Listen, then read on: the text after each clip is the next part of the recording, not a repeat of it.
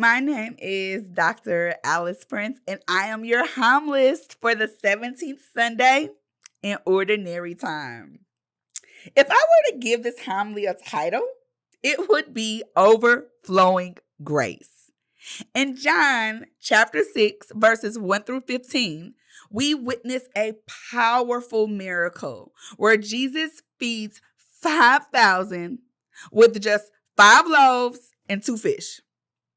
This is more than a story of physical nourishment. It's a testament to the abundance of God's grace and provision.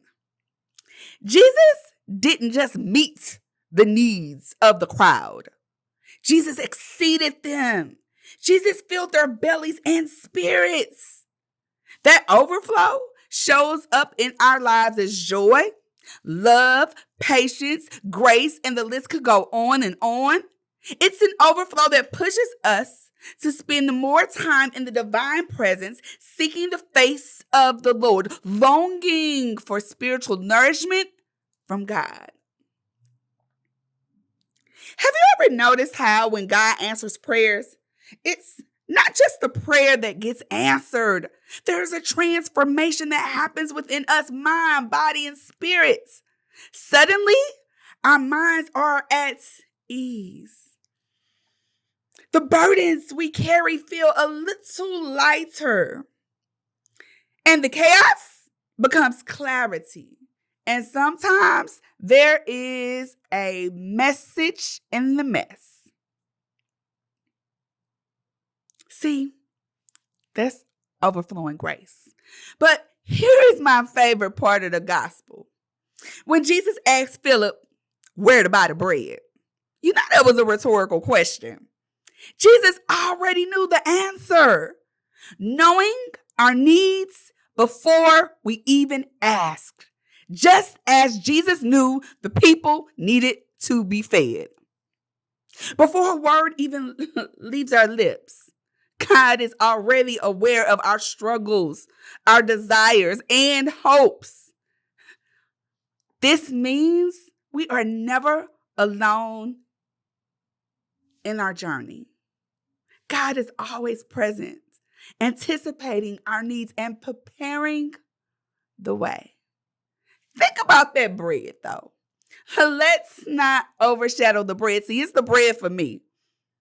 It's a symbol of the Eucharist, the bread of life that sustains us. Jesus said, I am the bread of life, and invites us to partake to be nourished, not just physically, but spiritually. This is considered the miracle of multiplication, the overflow of God's love. The fragments collected afterwards were not wasted, symbolizing the abundance of God's love, the overflow of divine grace. Every piece gathered reminds us that with God, nothing is wasted. But see, next, when the crowd saw the miracles, they were in awe, and they wanted to make Jesus their king. But Jesus withdrew, for the calling was not of this world. Jesus, the Son of God, our Savior, teaches us a powerful lesson. See, here's the truth. Being their king or holding earthly power was not Jesus' assignment. Jesus listened to God, knowing that the true purpose was far greater. This gospel calls us to understand the unique assignment and purpose God has placed on our lives. The only way to grasp this is by spending time with the divine, building a deep relationship. Jesus knew the people wouldn't understand his assignment. So Jesus went up the mountain alone. Don't skip that part. Leaving even the disciples behind. This means for us that sometimes you will need to go to the mountain alone, leaving the family members and the friends behind. Because the truth is, not everyone will understand your calling, but it's not between you and them. It's between you and God. Overflowing grace, y'all.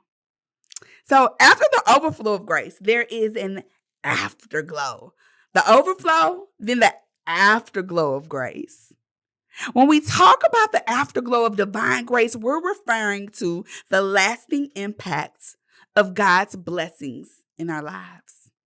It's that lingering presence of divine love and mercy illuminating our path even after the initial moments of blessing has passed.